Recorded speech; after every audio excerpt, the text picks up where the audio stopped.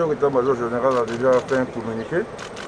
On sait qu'on a eu une attaque hier nuit dans la localité de Kafolo, à 61 km au nord-est de la Côte d'Ivoire.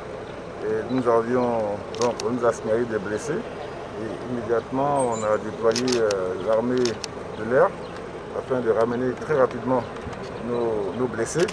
Donc vous voyez, ils viennent d'arriver, ils seront pris en main à l'hôpital militaire et les plus graves seront adressés à des centres spécialisés.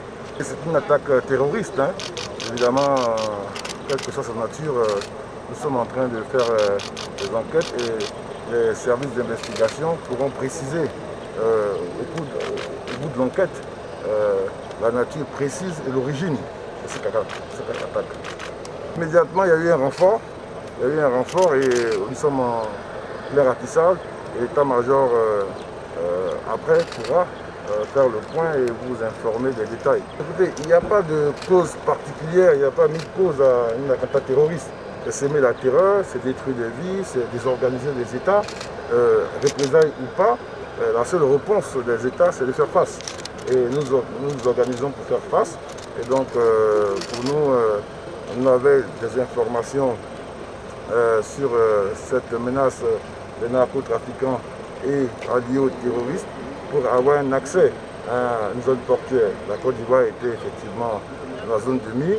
Nous avons pris des dispositions, mais là, nous ferons le point de cette attaque-là et puis renforcer notre présence autour de la frontière. Et je pense qu'immédiatement, il y aura du renfort aérien et le ratissage permettra, j'en suis sûr, de neutraliser ceux qui ont fait ça.